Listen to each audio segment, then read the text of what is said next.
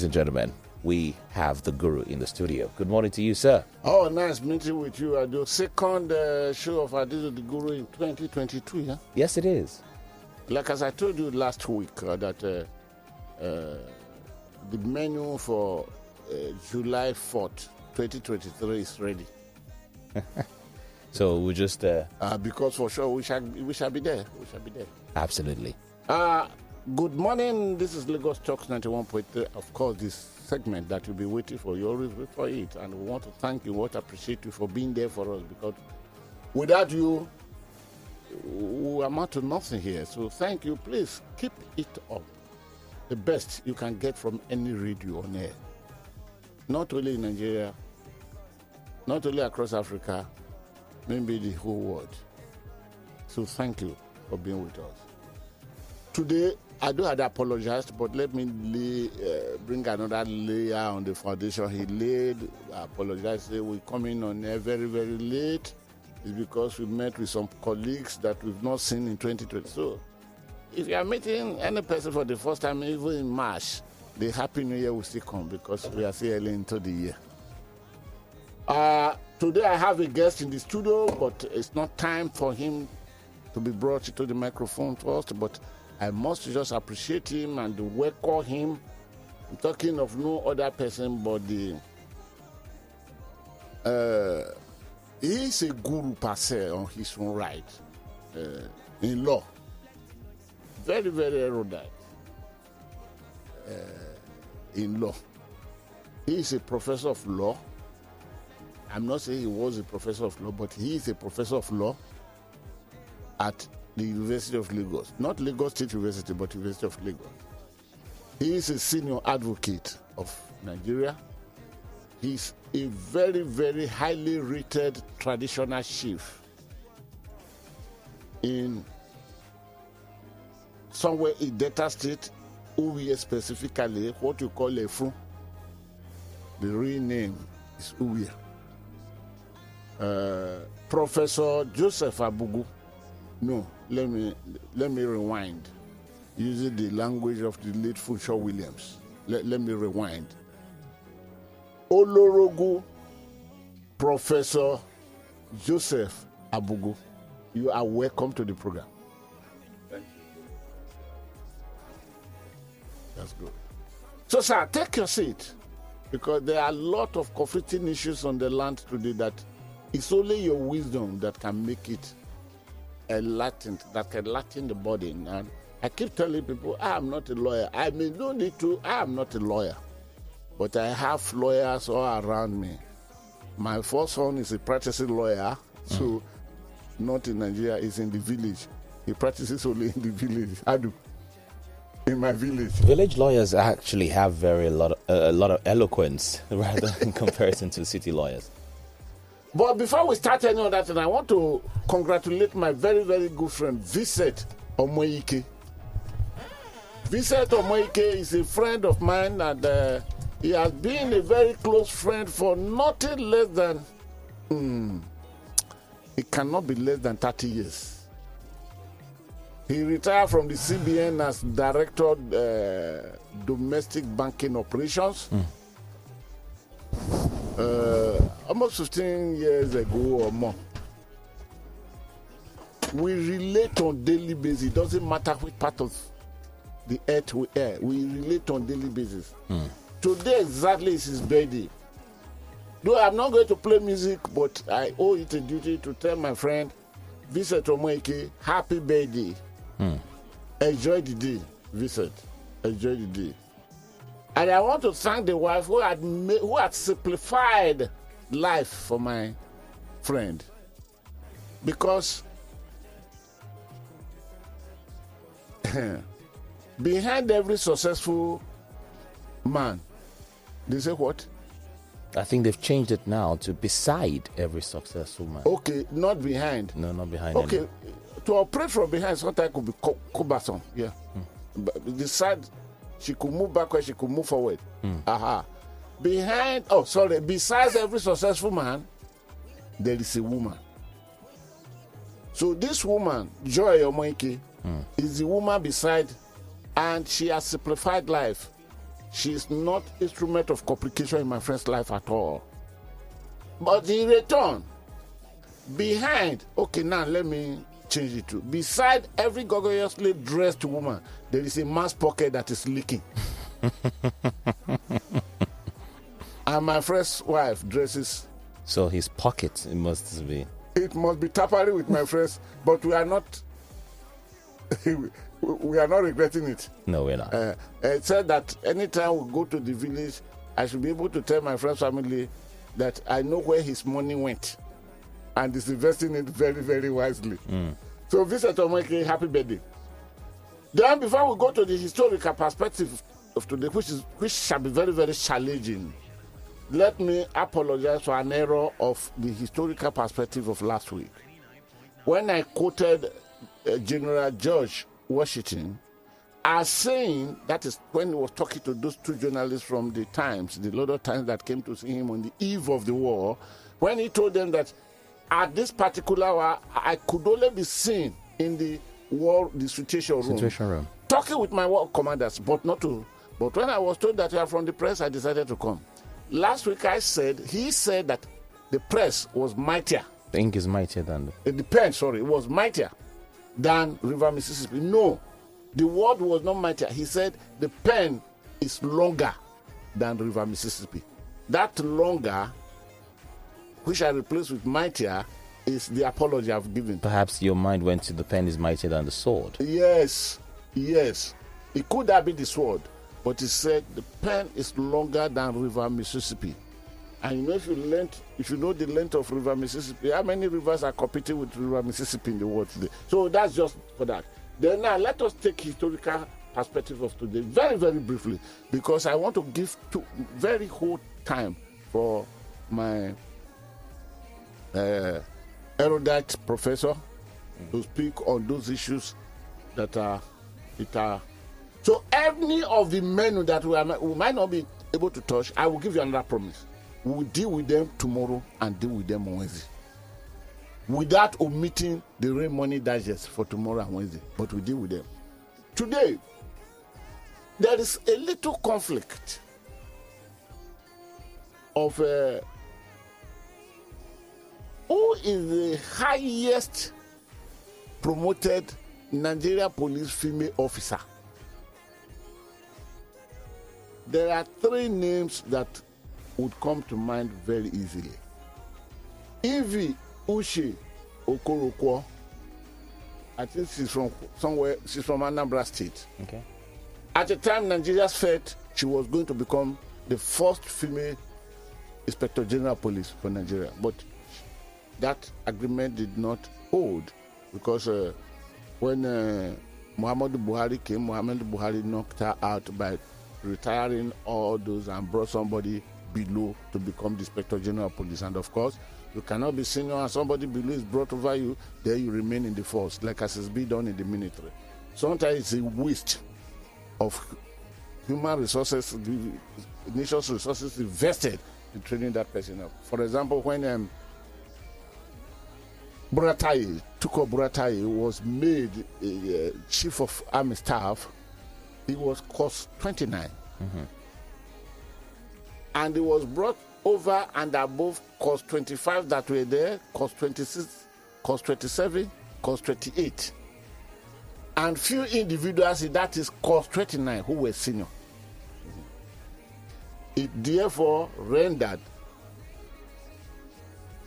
incommunicado the route to more services, meaning all those cost 26 that were there.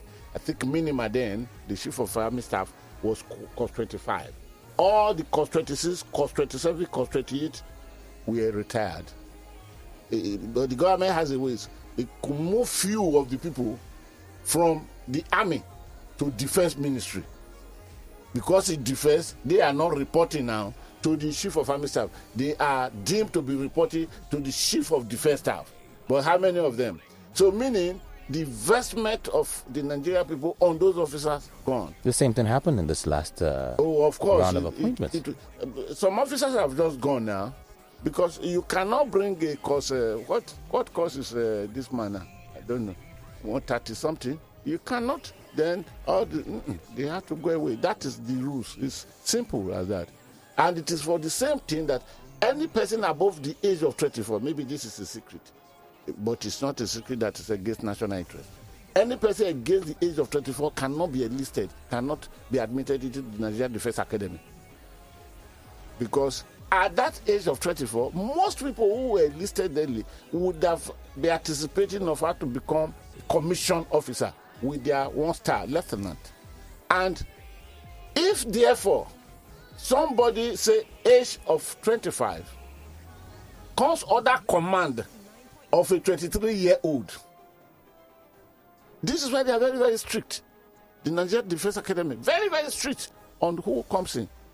If a 25-year-old comes under the command of a 23-year-old, naturally and occasionally, being the human being, the thought will cross his mind that, I don't blame him. How will he not be commanded? It's not just, it's even the third person to me, senior sin. And that will bring some disregard?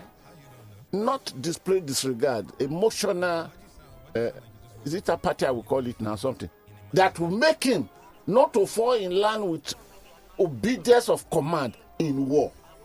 And the commander is leading human material and logistics material into the war. He is to command, he is to be, so for that reason, so once somebody lower is brought in, you have to go. This woman, obviously, that is Evie Uche Okorokwo, one thing she carried as the first Nigeria female officer was that she was the first Nigerian female officer to take command of a state as a police commissioner. There are many more now. One was in Ibadan the other day. I think she took command in Ikiti. And by her position as a DIG, she was next in command to the Inspector General of Police. So that's why my brother from the Southeast were very, very happy articulating that she will soon become the Inspector General of Police. And today, my brother from the Southeast will tell you there had never been one of theirs in this, which is not totally true. Onovo was an Inspector General of Police. It doesn't matter that he was there for 2 months, for 3 months, or for 6 months, but he was an Inspector General of Police. Iyerijika was Chief of Army Staff. So I don't want to talk about, I'm still talking about the police. Then, there is another police officer called Cecilia Bisi Ugowe. Cecilia Bisi Ugowe was born in Ogbomosho, but I wouldn't know if she's from Ogbomosho or not. Don't forget, Ogbomosho was the place that produced the former Inspector General of Police, Sunday Adewuse of blessed memory. Cecilia Bisi Ugowe was married to Emmanuel Ugowe. Emmanuel Ugowe is from where? Anyway, I will get to that. Cecilia Bisi Ugowe was promoted Assistant Inspector General of Police, while the husband, Emmanuel Ugowe, was promoted Assistant Inspector General of Police. Last week, the papers were watched with 2 people, one a husband and a wife, promoted commissioner. But before then, was the faithful of Cecilia Ugowe and Emmanuel Ugowe, husband and wife, promoted from the rank of Commissioner of Police to Assistant Inspector General of Police at the same time. In fact, Emmanuel Ugowe finished his work at the first CID, Alagbon, where he came briefly. I think he took over from Felix Adeyemi, a chap from Ilorin, who was promoted to Assistant Inspector General of Police on retirement.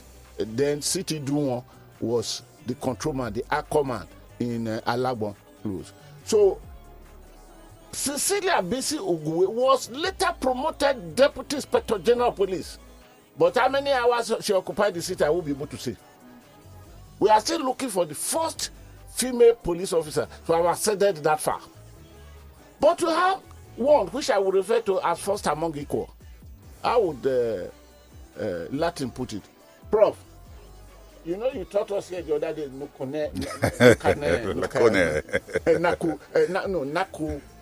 I do remind me now. In front of the professor, no, I don't want to mess myself up. First among Greco. Yes.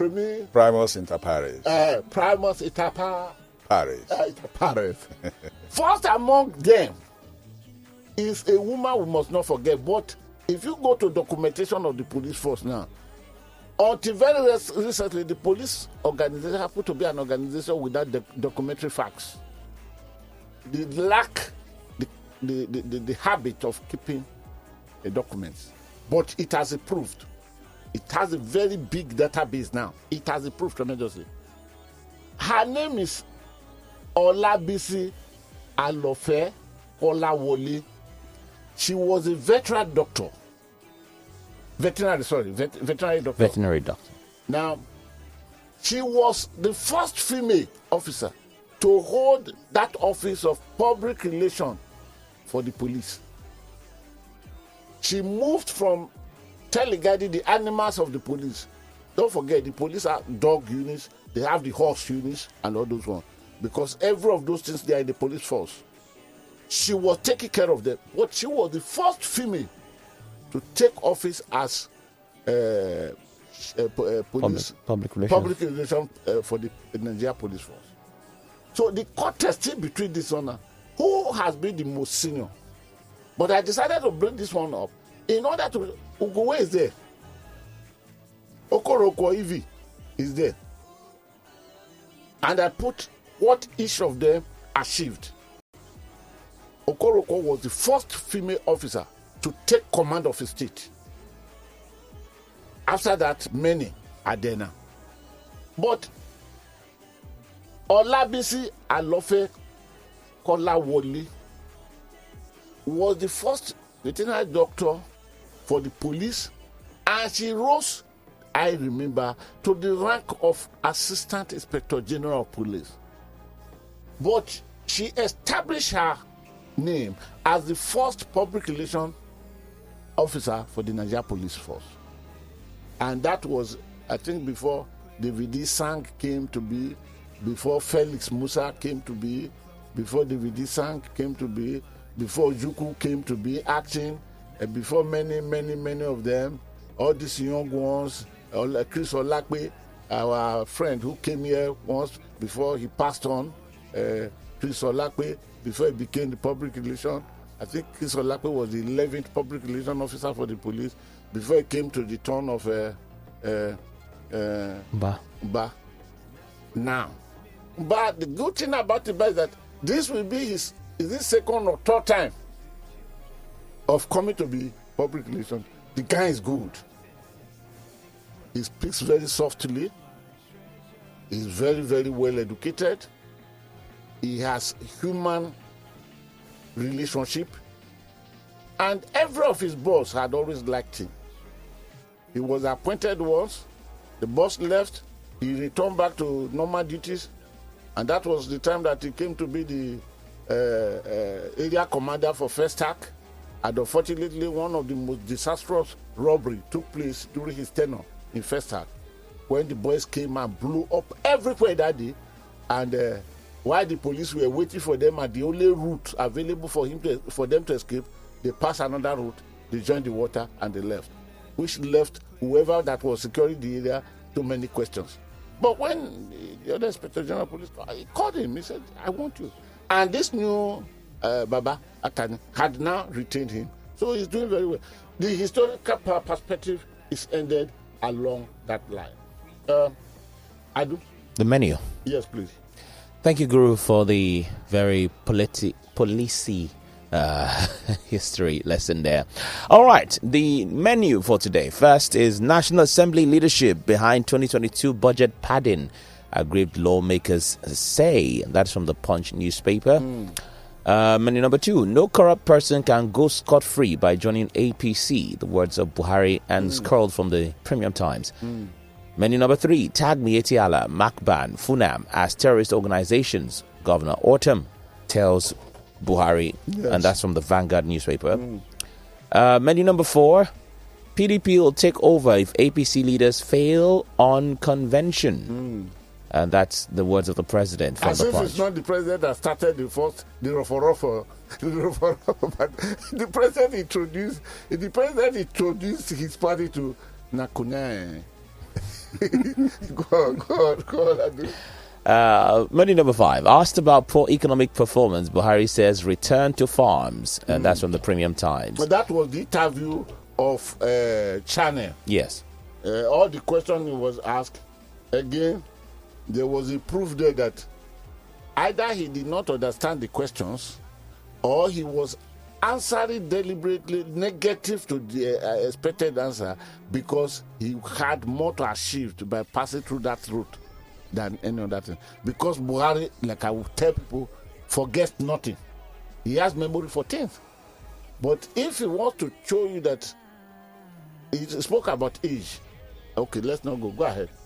Menu number 6. Age telling on me. Working long hours. Buhari speaking. The Tribune is the one capturing that story. Maybe the glory of that, Adu, was to believe more now what Olusegun Obasanjo said. That Buhari had given his best to Nigeria. Don't expect any of that from him. The man told you now that at this age, and to sit in the office for 6 hours to 7 hours to 8 hours is telling on me. But it's assignment I give to myself, meaning the thinking faculty and presentation faculty of his departments had given the best according to, I didn't say so. That is what his boss or his colleague say. Olusegun Obasanjo.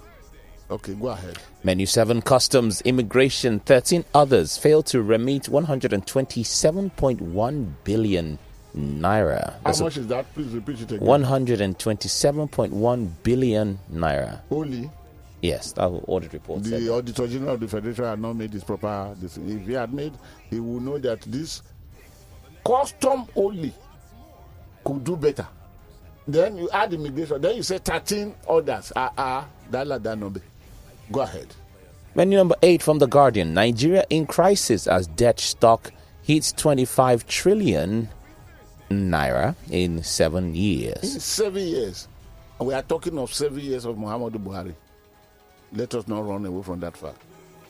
I was drained to the marrow in my bone, dried up. Thank God I was looking for some of my friends who are in the medical field, who are solid in the medical field. Because if something tappers with the marrow in your bone, you need an oncologist. Because that is leukemia. The worst cancer. 25 trillion in 7 years. Where did Obasanjo leave us? Obasanjo left us debt-free. When we received our freedom, our independence from the Paris Club and the London Club, in that payment, which only Okoji Iweala could explain how $100 million was given to the consultant. Because when Obasanjo was asked, these people need their money. They made prediction that Nigeria will fall apart before 2050. Obasanjo said, Ngozi, come on. This is the technical question. You are the professional. I'm not come and explain how $100 million. I will never forget that. 25 trillion is humongous. Don't you think so? Yeah. We have 2 more. From the News Guru, budget smuggled 37 billion naira worth of projects won't cause crisis between executive and National Assembly. That's from Buhari. And menu number 10, finally, LASTMA thugs brutalized driver, impound bus, agency ignores victim's petition. And thank you that's very, from the very Punch. much. I may not be dealing with any of these issues because some of them are what Professor Abogo will deal with. But the LASTMA is a topic that I felt I should leave for today. But LASTMA, are you still hearing me? Let me call the person I need to call. Let me call him out. LASTMA, are they around? No, they are probably listening on the radio. Yeah. I did not order our table here. No, they're not. Okay. LASTMA, Mr. Oriagba. That's your name. You are the new GM. I've made a attempt to reach you twice, and I sent you a text message. There is a serious allegation against your organization here. Your boys are gradually becoming terrorists. You owe it a duty to come and talk to the public. General Manager Oriagba. Because your predecessor, when we call him, he will come and explain everything. Even if not for nothing at all. Now that the bandits are now declared terrorists, and your boys are behaving like bandits outside there, it doesn't take time for Buhari to turn them to join the camp of terrorists. Brutalizing of people, beating people. What is the background? What is the constitutional background for LASTMA to be doing this? It is for this reason that I will not discuss the matter today. Try to reach, call me please. Because I made an attempt last week. You did not pick your call. That is the picture. That is Oriagba. Yes. That is his picture. You know, he took over from the other guy. Yeah. And that guy would always make himself available. So, you are not a terrorist organization. LASTMA is not a terrorist organization. And LASTMA lack the constitutional backing to arrest an individual. It is for that reason that police is provided. You have about 350 policemen provided for your organization in Lagos, so that they follow them, so the police can effect the arrest. But you will see, LASTMA, they will drag a driver of a vehicle down, jump into it. Without even showing that he had a driving license that would enable him to drive according to the law, and beating people. Haba. Oga.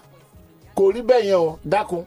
You are not a terrorist organization. So, LASTMA, please respond to Lagos Talks 91.3 FM, the segment of Adu and the Guru. Talk to the Guru. The Guru will be expecting you, because we shall surely discuss this matter. Either you will come, because there is a petition against you here and everything. Either you come or you don't come. Either you come or you don't come. We will place the matter before the public, so that you will not be branded as terrorist. Because this is a behavior that can be lacking to. You understand what I'm saying? That's now, sir, Professor. I'm bringing you earlier than I articulated before. Please, can you help us make sense into one thing? President Muhammadu Buhari a few weeks ago refused to accept to append his signature to the bill, electoral reform. He complained that what were the complaints? The inclusion of the inclusion of direct primaries. He refused. Then budget came. He complained and told Nigeria that this budget, by sanction of this 6,100 and what projects, constituency projects by the National Assembly, will render the budget unimplementable. He said this. Why he said this? People around there were thinking that the man would reject it the same way he rejected the electoral bill. Then they were surprised when he picked his pen, that peculiar ink, and signed it into law. Then he now said he will send another bill to the National Assembly. We should not forget in hurry that what was added, 16-point-something trillion cent as budget proposal, approval came 17-point-something trillion. What was added was 756 billion. Interpretation, sir, is that the bill he will send back to the National Assembly is for supplementary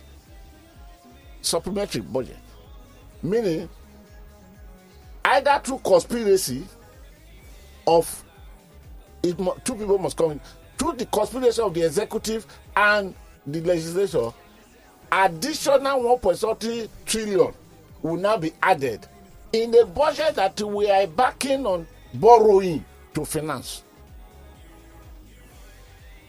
Sir, then finally, in the interview he had with Channel, he told Channel why he signed that budget. He told Channel that the National Assembly is dominated by my party members. You want me to, and my party members? He said that is why I'm very, very lucky. That's why I don't have fun. We know how to sort it out. But as of the time of the electoral reform bill, was there evidence that the membership of the APC was no more dominating the National Assembly? He signed one, he did not sign the other one. Sir, you are the professor of law. Can you help us bring some sense into this, please, sir? Guru, thank you.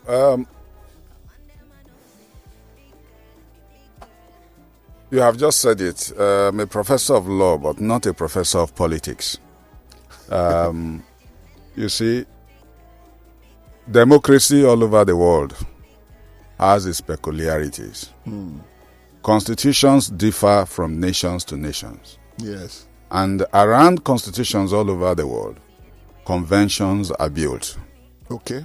And all of these are usually the product of the interplay between the citizenry, the masses, the electorates, and the executive and the legislature that they have appointed to steer the ship of state. Or they have elected, the legislature they've elected. Yes. Okay.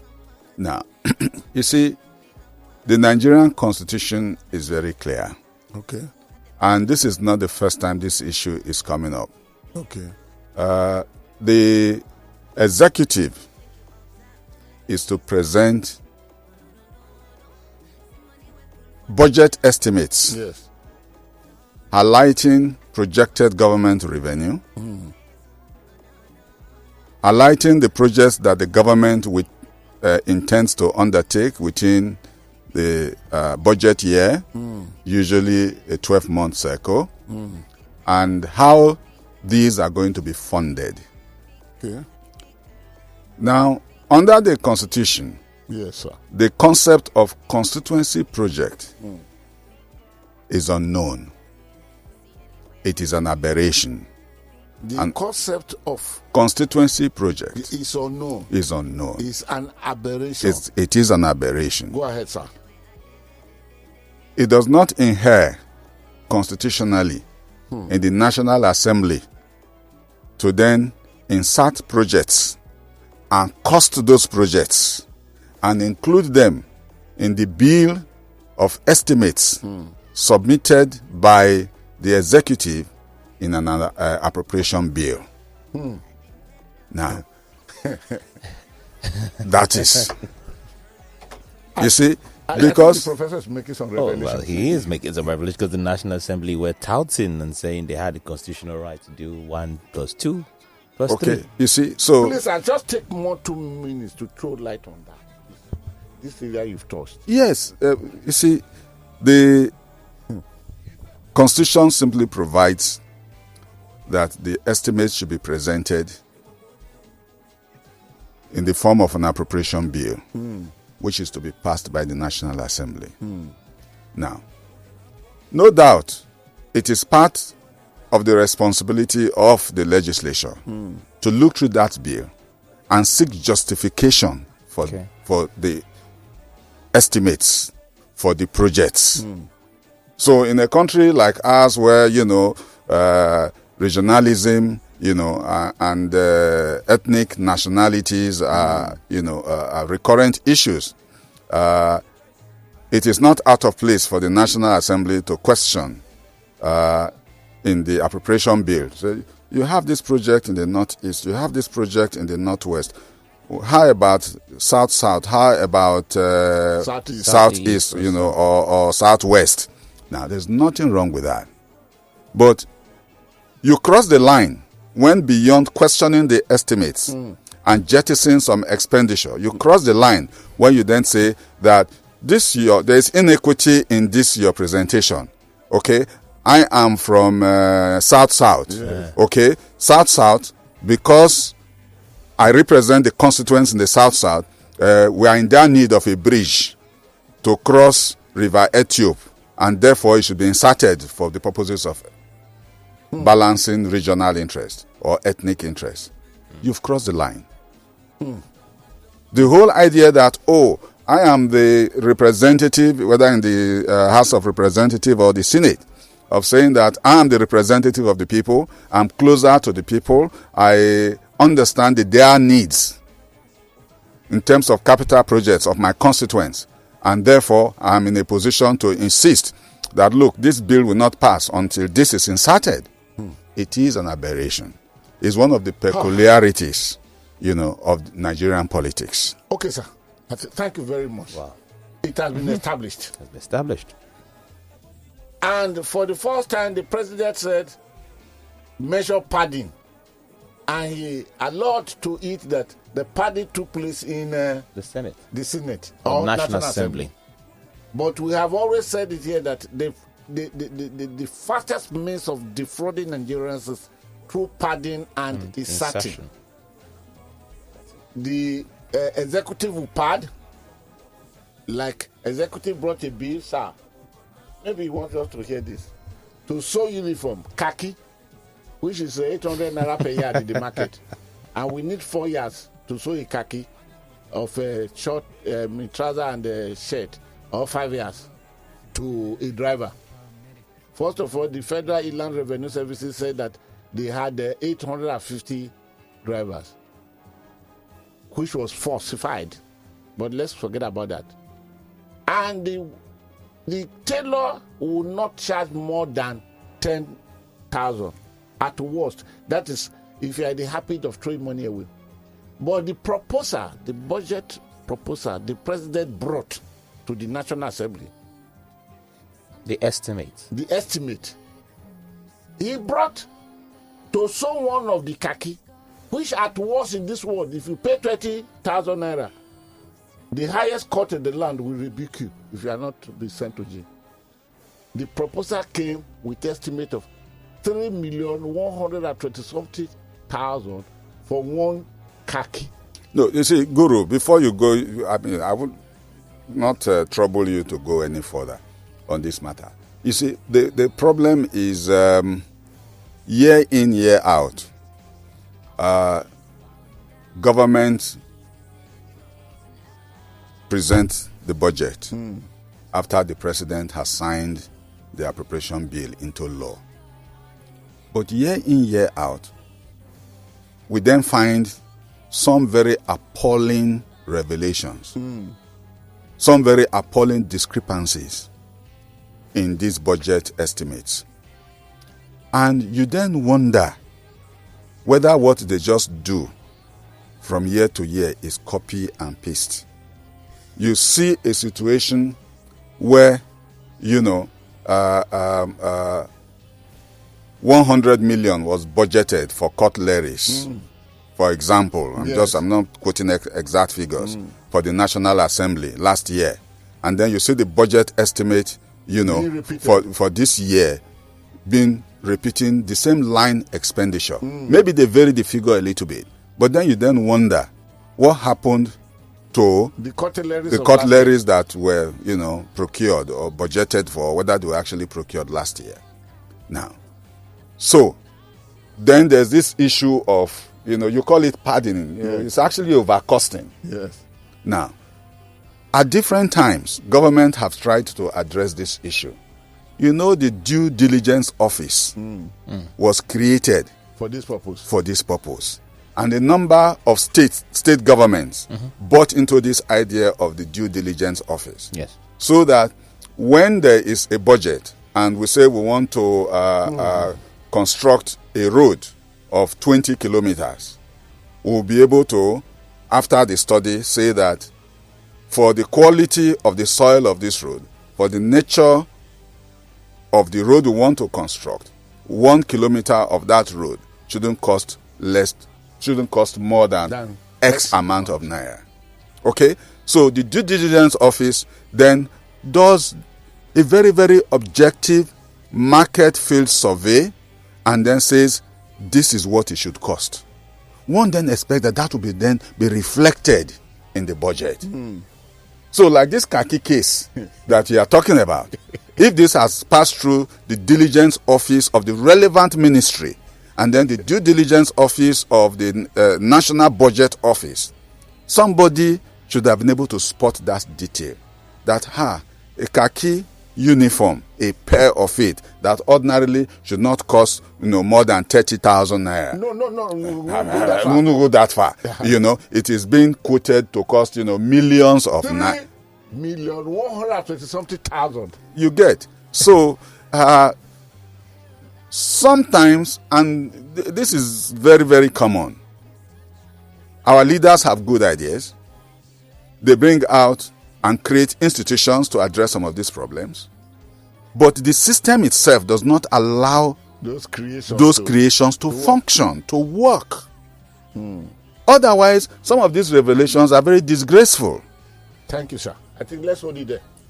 Thank you very much, sir. Let's hold it there. Let me move you to another chapter. The Magodo, phase 2. Yeah. The land was retrieved from the people by Lagos State government, citing constitutional right of the government for overriding interest of the people.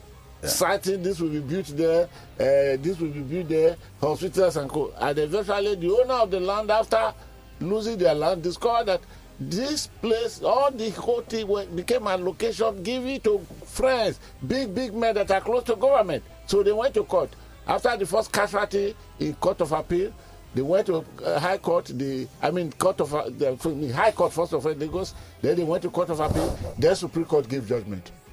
And Supreme Court gave judgment, and the Supreme Court could not see the overriding interest of the people done, as per what was stated ab initio when this thing was to be taken. The land reverted back to the owners. Now we are on this. The houses are marked for demolition. Then suddenly, police came in for occupation. Of course, they said they came to enforce the judgment of the Supreme Court. And again, the governor went there. To me, not having read the Police Act amendment, which had been passed into law, 2020 October 2020, the president signed it into law, which forbids commissioner of police taking any order from state governors, but exclusively only to take orders directly from the Inspector General of Police. Then people started shouting, "Oh, the policeman CSP." Sir, in all this narration, please just keep it to only 3 minutes. Well, can you bring sense to it? Guru, I doubt whether I can say this in 3 minutes.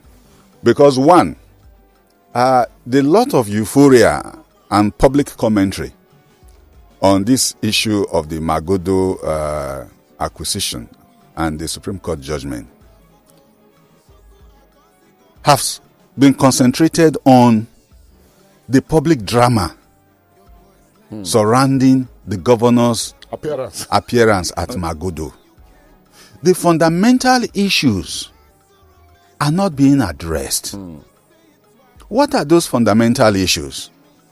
I'll put a lead on some of them. Okay, please go ahead. One, the fact that a litigation was started in 2012. In 2002. It went through the High Court, to the Court of Appeal, to the Supreme Court, before the Supreme Court gave judgment in February 2012. That litigation took 10 years. Justice delayed is justice denied. And this is a common problem. The Supreme Court today is congested. Court of Appeal is congested. You file a matter in any of these courts now, you don't expect to get a date within the next 3 years. The lower court, Court of First Instance, the high courts in all the various states, they are also congested. So we have a system where our justice delivery system is protracted. This is just one manifestation of that exercise. This is an issue that needs to be addressed. Court reforms, the reform of the judiciary to secure expeditious dispensation of justice. That is one. Second issue is the fact that this case itself simply exhibits the impunity with which governments deal with citizenry. The impunity with which government deals with citizenry. You see, the Lagos state government, this is not Sanwo-Olu's matter. No. It predated him. Yes. The Lagos state government acquired a parcel of land. Under the law, you can only do so compulsorily for public purposes. The public purpose was specified. And then it transpired that rather than adhere to the spirit of the acquisition, yes, the landowners from whom it was acquired then discovered that the government went on a spree of allocating these lands for good value, for money's worth, to prominent individuals. The members of the bourgeoisie who could afford to pay exorbitantly for those lands, derailing from the purpose of the acquisition. Now, we pay lip service to the rule of law, but this is what happens. I also have a personal experience in my community in Delta State, in Uwie Kingdom. The army acquired a parcel of land to build barracks. But today, having built a portion as barracks, the rest of it, they formed a cooperative society and they are selling it exorbitantly, as if it were a private estate. One does not even know whether the proceeds of those sales even go into the coffers of the military or the federal government. That is impunity. We are still in court on that matter, but it's simply a demonstration of how governments deal with their citizens. You acquire for public purpose, then you turn it to a private business for lucre. So that's one issue that is in that case. Then 3. You have to appreciate. Yes, but yes, I mean, so that's why I said, well, 3. When the High Court gave judgment, there was room for settlement. They didn't settle. The government did not come out to settle this matter. All right?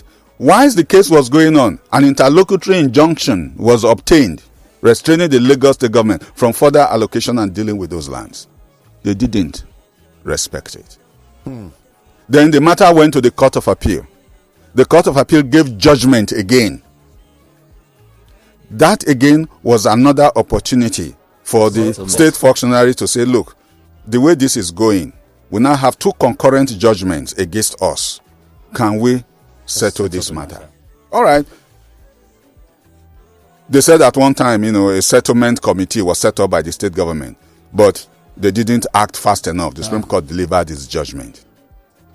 Then, from the account of the estate owners, since 2012, when the Supreme Court delivered that judgment,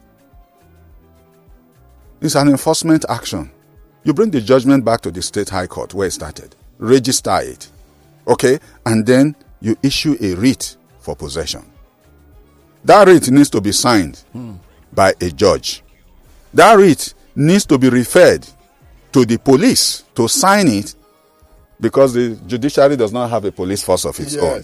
To enforce. So to enforce the judgment, you need the signature of a judge verifying that yes, this is the judgment of the court, and then the police then you liaise with the police for them to also give the legal force for enforcement. Now, from the account, at every point in time, the judge whose responsibility was to sign the writ of possession refused to sign. The police that is supposed to aid the enforcement of that judgment refuses to do so. What is that? That's not rule of law. That is impunity. Because you are affected, because the state is the judgment creditor, the judgment debtor, does not stop the functionaries of states charged with responsibility for enforcement of court judgments for giving effect to this judgment. So in all of this, you see impunity. Many lawyers you will speak to will tell you, hi, difficult it can be to enforce a judgment against a state government. Because we don't have the powers of coercion to be able to enforce it. But if truly we have a government that believes in the rule of law, as soon as a judgment is certified and made available to the state functionaries who are defendants in that matter, steps should be taken. They don't need to be prompted. They don't need to be forced to be able to do that. Okay. So now, let's come to the... Can you summarize it in less than a minute? Well, Guru. Okay. We're enjoying the professor, Guru. No, but time. Okay. It's time, your friend. Okay. So now let's look at the public drama of the state governor appearing in Magodo. Now, you see, I don't know how this actually played out, but the bottom line was that police officers were then provided for the enforcement of this judgment. Led by one. And we are told that these police officers came from Abuja. Yes. Okay? In other words, if the state actors failed in initialing and putting into effect a writ for possession, the state commissioner that ordinarily would have done that, he has a superior. So they went to Abuja, and the Inspector General of Police bought into it and provided the manpower to enforce that judgment. It's a judgment of the Supreme Court. So they went to Magodo. Now, of course, pandemonium. Don't forget that Magodo is not meant for poor people. No. There are some houses there that are worth hundreds of billions of naira. Billions of naira. So when they did that invasion, of course, feathers were ruffled. Okay? So now, Guru, if you were the state chief executive, this is what is likely to have happened. Information got to you that there's a disruption in Magodo Estate. Okay? Now, you will not jump into the bus to go there. No. You ask for an executive brief. Not so? Yes. You ask for an executive brief. Yes. You call your attorney general. Yes. Not so? Yes. You call your commissioner for lands. Yes. Not so? Yes. And say, look, what is going on in Magodo? What is this judgment they say they are enforcing? So they will give you an executive brief. Now, as a state governor, you then know that for police to be deployed to Magodo from Abuja, as at that point, let's say you don't know where they came from. Okay. So you call your commissioner of police in your state. Don't forget that Lagos State has a very cordial relationship with the police force. They provide facilities for them in Lagos beyond any other state in the federation. Yes. So there's certainly amity between them. So the natural thing was that the commissioner, the governor called the commissioner. What do you think ensued? The commissioner didn't accompany him to Magodo. No. So what has simply transpired was the commissioner said, Your Excellency, we cannot. This one is beyond me. My superiors in Abuja have given this instruction. The same thing that the CSP now told him. Exactly. So, you see, what the CSP was saying was not something new to him. No. So, his commissioner must have told him that. Now, if the commissioner told him that, now, naturally, what do you expect him to do? To try and reach the Inspector General of Police. Exactly. So, the fact that he went to that place and was now demanding the CSP to call the IGP simply means that he himself have tried and failed. Reminding the man that I'm the chief security officer of this state.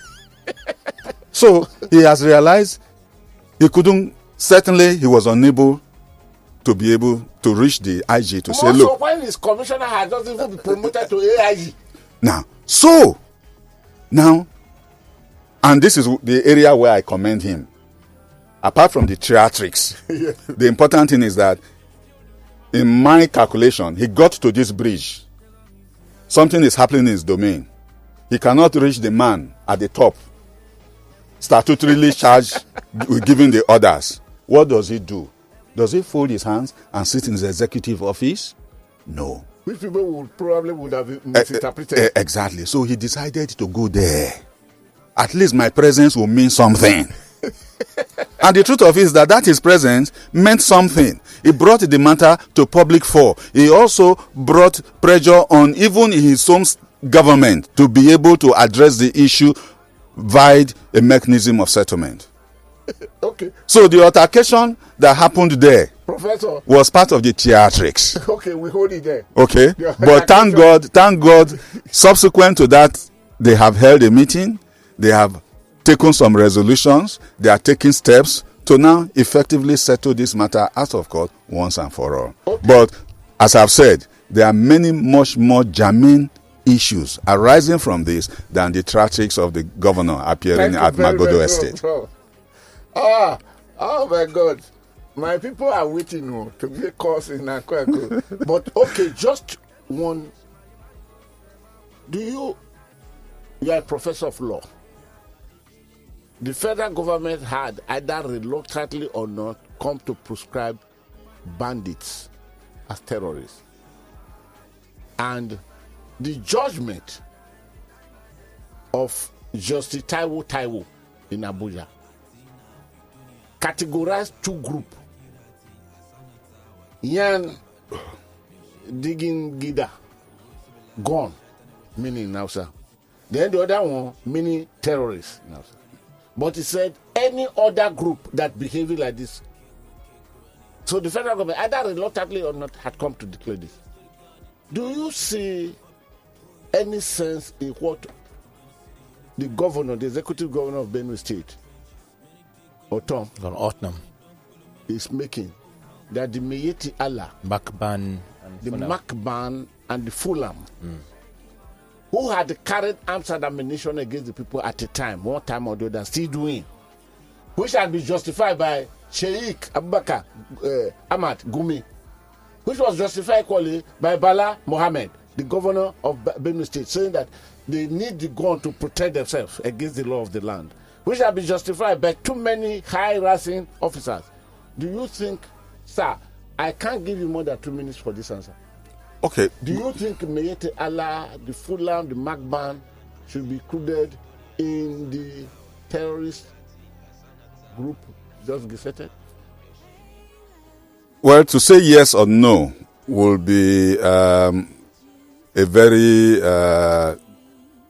would be like passing a judgment. And I know as an erudite lawyer, you will fall victim of that. Yeah, so it's better I give you some little bit of background. No more than 2 minutes. I'll try as much as possible.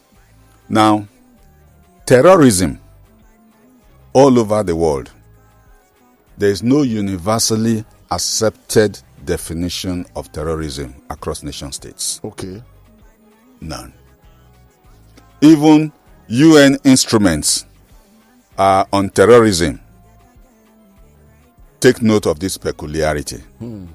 Why? There are a number of problems. Who is a terrorist? Okay? What acts amount to terrorism? In some jurisdictions, the acts that amount to terrorism may be so elaborate to include groups that stricto sensu are not terrorists. It then becomes an instrument of oppression, of suppression, of dissent, and freedom of speech. Okay? Now, there is also the issue of whether, armed insurrection, or a group of people, crying for liberation, for freedom, for secession, ipso facto will amount to terrorism. Because of this and some other factors, there are no universally accepted definitions of terrorism. However, within the context of the United Nations, a few things have been identified over the years. One of them is that if an individual, usually a group of individuals, indulge in criminal acts such as murder, such as kidnapping, such as ransom taking, such as arson, burning of villages and properties and causing mayhem. If in addition to this, there is the apparent intent that these acts are designed to cause terror and fear within the populace, or with a view to compelling government or government institutions to act in a particular way, or to refrain from acting in a particular way, those will be elements of terrorism. So, with this background, you can then be able to make your analysis whether iPod falls into this a category of terrorists, or whether Miyetti Allah falls within this category, and whether every bandit group that operates between Kaduna and Abuja ipso facto amounts to a terrorist group. Okay. How do you distinguish this from singular acts of murder, singular acts of arson? Okay. That is the problem. Thank you very much. So at the end of the day, whether you bring any group within the categorization and being able to gazette that group as a terror group is a political decision. Okay, thank you very much. There are too many questions I will have for you, but we can't go anymore because I have really taken over 15 minutes into my people time. Adu, whatever that is not done today, we are fighting to run away. So many we shall live to fight for another. So call the people. Okay, I'll start from WhatsApp. Chike from Agute says, good morning, Ado and the Guru. Much as I believe IPOB has some reasonable agitation coupled with misplaced priorities, PMB can't intervene in Kanu's case because it's already under litigation. Mr. President doesn't want to intervene, not out of love for Nigeria, but not to upset a certain parts of the country that benefits immensely from where they've not reaped. Now, my gross is, since IPOB has been designated a terror group by the government, we want to know if their sponsors are on the UAE list for clarity's sake, and if not, can they please avail the real sponsors of terror? Nigerians aren't dunces, we're intelligent people, and we know when we're being taken for a ride. Finally, who is NLC deceiving? I just hope Nigerians don't fall for their gimmicks of raking in spoils. Their manipulation knows no end. Okay, I wondered on that myself. But thank you very much. Go ahead.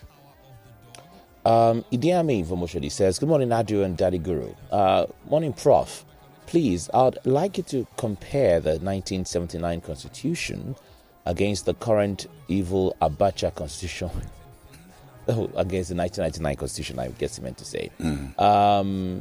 Bringing out the holes that grant immunity to people that should be serving us, and how can we correct it, or better, go back to the 1979 Constitution. I don't know if you can do that in a short time. Issue of immunity. Yes, and maybe any other thing from 1979 and 1999. Go on. Well, no, sir. Okay, just go on. You have a word, final word. Okay, let me take this one. Okay, he says, I wish Adu and our living mobile encyclopedia, the Guru, a prosperous new year ahead. May Almighty bless you abundantly in Jesus' name. This is from Samuel Obumselu. Oh, Samuel, thank you very much. We wish you same. Richard is upset and livid. He says, this is why, Guru, the security services are in disarray. When you retire experienced senior officers to justify giving control to a lower ranked officer, are policymakers in the brain? Do they not see how it affects the services adversely? Richard there. Okay. Prof, you want to answer? Go to the phone lines. Okay. Go to the call. Prof, we have a final word. And 0809-234-5913, 0809-191-3913, as well as 0809-222-0913. You can also call us on 0151 50-913 and 015151-913. Please keep your conversation short and straight to the point. Hello, good morning. Hello, Mr. Good morning. Mr. Godwin, good morning. Good morning, Prof. Good morning. My name is Peter Montes from Shomulu. I just want to ask a question. Now, Mr. President even the other day admitted that his inability to succeed in fighting corruption is because of the structure on ground. That he can only fight it to as far as the structure allows him to fight. And you are saying also this morning that the Constitution does not provide for constituency projects. And we now find that every year there is this constituency project. How do we get this practice stopped since it is not known to the Constitution. And as Mr. President ever sent a bill to the National Assembly asking them that the structure of ground is too corrupt, that they should dismantle it. That's what I wanted. I always just want to continue like this. Structure is bad. Thank you very much. Please, Prof. Make remark of this one before plus this. How can we stop these abnormalities? Because you will have only 2 minutes at the end to combine them together. Okay, the first issue of immunity under the 1979 and under the 1999 Constitution. Without a detailed study at this moment, I can tell you that the provisions are visually the same. The officers of government who have immunity are the president, the vice president, the governor, and the deputy governor. And the justification for this had always been that, to stand frivolous actions, distracting them from the performance of their duties while they are in office. It doesn't stop the institutions for criminal detection and enforcement. In fact, the state of the law is that they can be investigated, yes, but they cannot be prosecuted. So you investigate and keep your file if you have, a functional institution for crime detection and prosecution.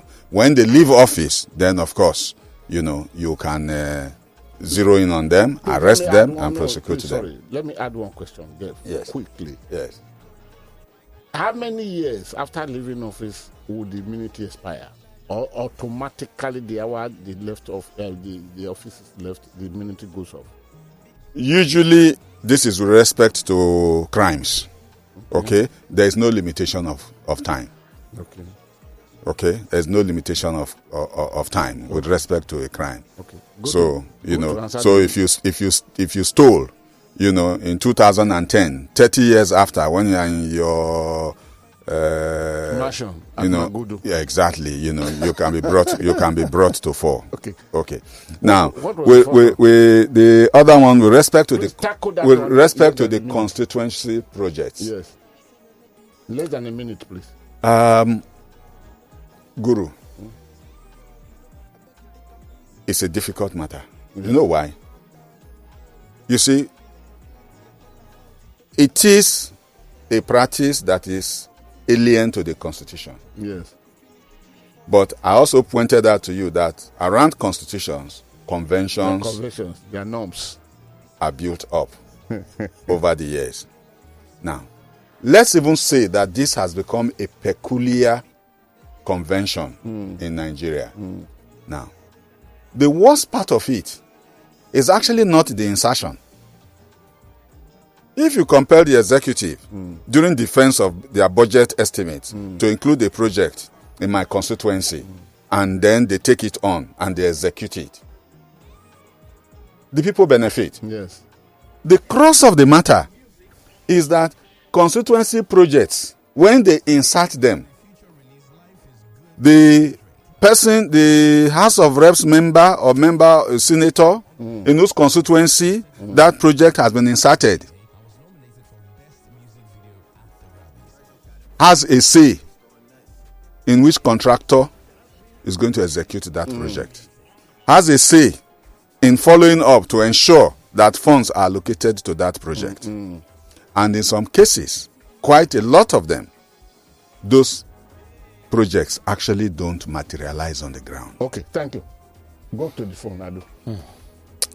Hello, good morning. Hello, Ogadu. Good morning, Tunde. How are you today? Today, please. I'm You fine. have That less is than a good. minute Good today. morning, sir.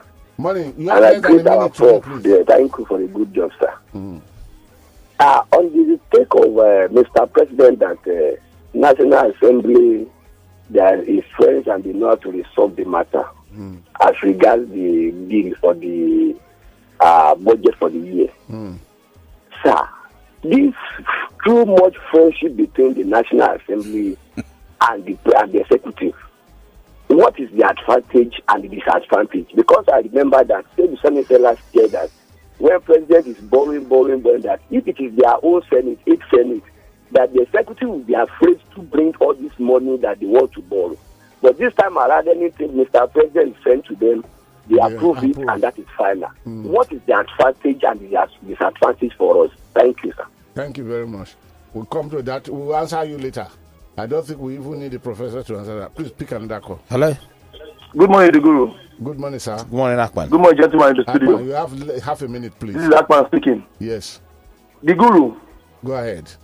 They said you cannot change the winning team. When the legislator and the, what's it called again? The government and some of the people are the same, do you think it will ever work? When I say something is designed to fail, what are we getting in Nigeria? Is the executive and the legislators are not doing the same thing? Are they not designed the country to fail? Kaki is how many million? It's written put there with pen and paper. Yet nobody will prosecute who's in charge. Arrest my case. I will not go to prison. Thank you. Thank you. One more call. Hello. Hello, good morning. Good morning to you. Yeah, my name is Shegun. I'm calling from Ojota. Shegun from Ojota. Yes, Guru, good morning. Professor, good morning. Yes, I want to ask, because, many times I always hear people to say that, okay, go and prepare for your, go and get your voter's card and all that. Please, I want to know, is the voter's card, is it really going to bring a change to this country? Because I see there are two votes in Nigeria that really turns things around during the Abiola time and Buhari, because a lot of us think that Buhari's period will bring change like a messiah to the country. But everybody, about 80% of Nigeria voted for him because of his interest in change. You overshot your 30 seconds. Thank you very, very much. The question is that with the PVC, let us wait for the reformation, the electoral reformation bill, or what do you call it? If he signs it, of course, because under democracy you have no other means of changing government but your vote. Your vote.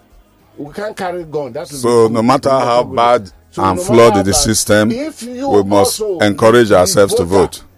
Swear to yourself that you shall not be bought over by a bag of rice. Then you will have better people there. Otherwise, go and vote out those who have disappointed you. Do we still have opportunity of taking? No. Okay, please. So he can give me one message. Okay, so from our messages, this is coming from Ken from Srila. It says, Adu, good morning, and Guru and Professor. I beg your pardon of Mr. President. Is he saying he doesn't know why the farmers can't go to their farms to do their business? For Christ's sake, it's insecurity cause of the terrorists. Now the DSS is quick to invite Bishop Kuka for questioning, but Almighty Gumi, who is a terrorist sympathizer, is walking around freely without being questioned for his rebellious comments. The Guru, Nigeria, is not upside down, because what is good for the goose is good for the gander. I was supposed to be. May God help Nigeria, my brother. Amen. Thank you very much. Prof, your parting word, not more than a minute and a half, please, sir. Well, Nigerians,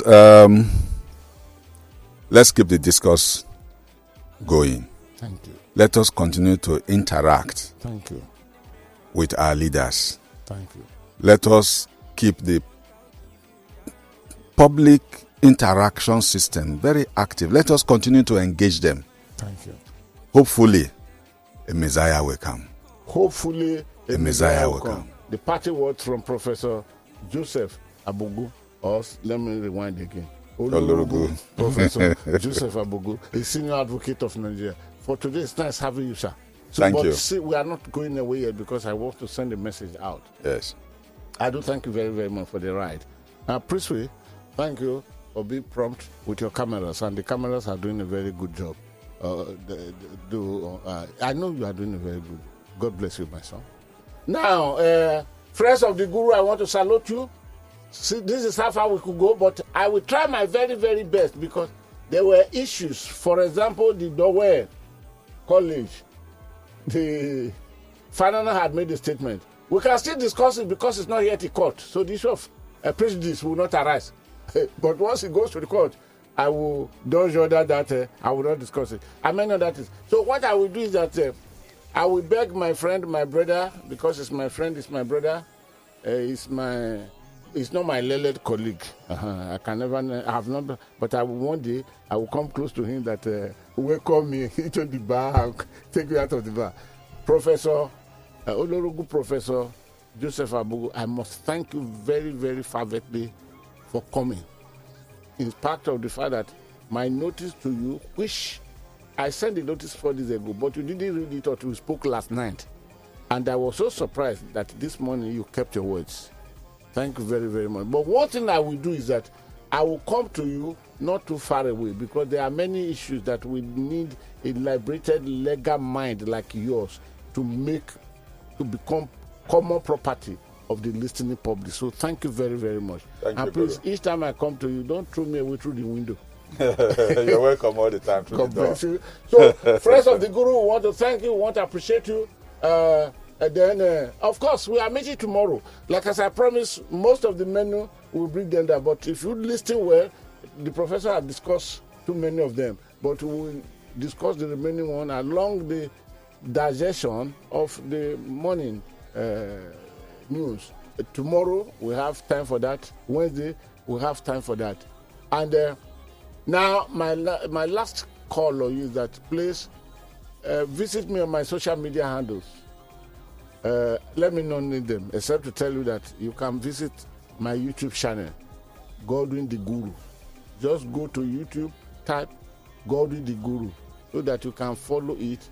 Because as I'm talking here now, I did shoot it till almost 4 a.m. this morning, from 9 o'clock yesterday evening till 4 a.m. this morning. So you will benefit from it. And of course, the website is there, www.godwintheguru.com. And of course, the Facebook is there, the Veteran column, a page created for Facebook for all this type of discussion. Please, then of course, which is the other one? I forgot the name of the other one. Instagram is there anyway, but there is one that's very, but I forgot the name. It's been a couple of months, so it's forgivable. So, until Monday when we meet again, please keep yourself out of trouble. Goodbye.